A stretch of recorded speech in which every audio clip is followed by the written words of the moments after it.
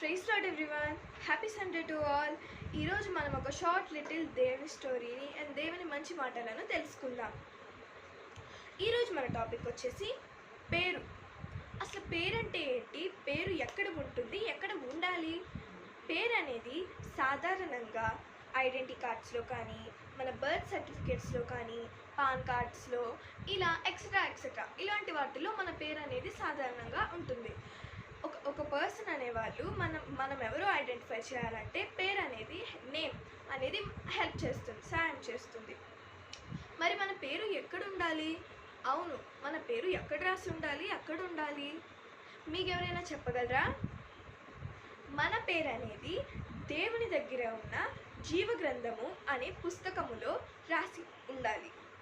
దేవునికి మనమెవరో, మన పేరేంటో ఎరిగి ఉండాలి.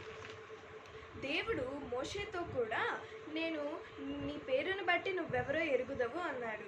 ఆ రిఫరెన్స్ మనం ఇప్పుడు అందరం కలిసి నిర్గమకాండము 33rd chapter 17th verse open చేయండి.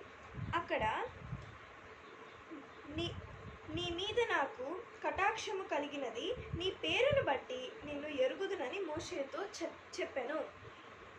అయితే యేసయ్య మోషే దగ్గరికి వచ్చి ఒక గొప్ప వెలుగై యెహోవా మోషేతో చెప్తాడు, నువ్వు ఇజ్రాయేలీల ప్రజల నుండి ఫరో బానిసత్వంలో ఉన్న ఇజ్రాయేలు ప్రజల్ని విడిపించు అని యెహోవా గొప్ప వెలుగుతో మోషేతో చెప్తాడు. అప్పుడు మోషే అనుకుంటాడు, ఇప్పుడు మనం ఎవరైనా వచ్చి మనల్ని అక్కడెక్కడో వేరే ఊరు దగ్గర ఉన్న వాళ్ళని నువ్వు విడిపించిరా అంటే మనం ఏమనుకుంటాము, వాళ్ళెవరో అక్కడెవరో ఉండడం ఏంటి, మనం తీసుకురావడం ఏంటి అంటాం. కానీ మోషే అలా విరుద్ధంగా దేవునికి మాట్లాడకుండా, దేవునికి అనుకూలంగా, దేవుణ్ణి గౌరవిస్తూ, దేవుని ఆరాధిస్తూ, ఆ దేవుని ఆజ్ఞలు పాటిస్తూ ఆ ఇజ్రాయేలీల ప్రజల్ని ఫరో బానిసత్వం నుండి తీసుకొస్తాడు. ప్రతిరోజు కూడా మోషే దేవునికి యెహోవాకు ప్రార్థన చేసేవాడు.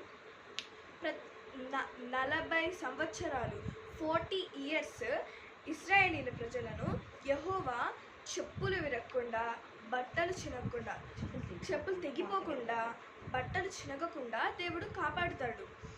ఆ ఎడారిలో ఇప్పుడు మనకి ఇక్కడ షూ షాప్స్ ఉన్నట్టు ఆ ఎడారిలో అలా ఏముండదు. మనము ఇశ్రాయేలీల ప్రజలు కొంతమంది చిన్నవాళ్ళు ఉంటారు, కొంతమంది పెద్దవాళ్ళు ఉంటారు. చిన్నప్పటి నుంచి 40 years 40 సంవత్సరాలు వాళ్ళు పెరుగుతూ వస్తారు. అలాంటప్పుడు వాళ్ళ చెప్పుల సైజ్ కూడా పెరిగిద్ది. యేసయ్య ఎంత గొప్పవాడో కదా, మన యెహోవా ఎంత గొప్పవాడో కదా.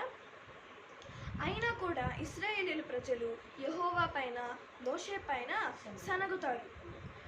ప్రతిరోజు మోషే యెహోవాకు ప్రార్థన చేసేవాడు, యెహోవా ఈ ఇశ్రాయేలీల ప్రజలు సనుగుతున్నారు, వాళ్ళకి ఓపికను తెచ్చేయి, వాళ్ళని దయతో క్షమించు అని మోషే యెహోవాని ప్రార్థన అడుగుతాడు.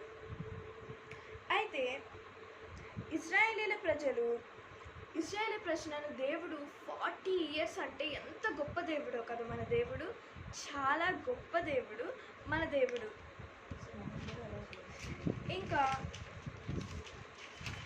ఇంకా దేవుడు చెప్పాడు, చిన్నపిల్లలారా మీరు తండ్రిని ఎరిగి ఉన్నారు, యవనస్తులారా మీరు బలవంతులు, దేవుని వాక్యం మీ యందు నిలిచి ఉన్నది.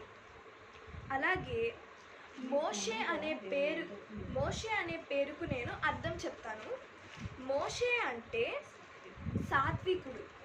మోషే అనే పేరుకు అర్థం సాత్వికుడు. అలాగే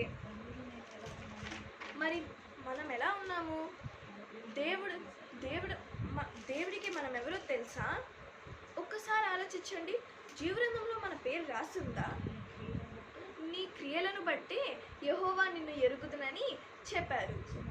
ఒక్క క్షణం ఆగి దేవునికి మనం ఎరుగుదుమా, దేవుని జీవ గ్రంథములో మన పేరు రాసుందా అని ఒక్కసారి ఆలోచించండి.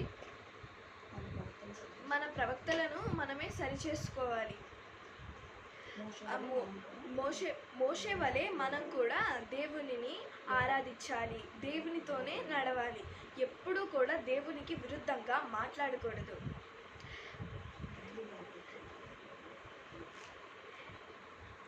This is my Bible. I am what it says I am. I have what it says I have. I will never be the same again. In Jesus' name. Amen. Praise Lord.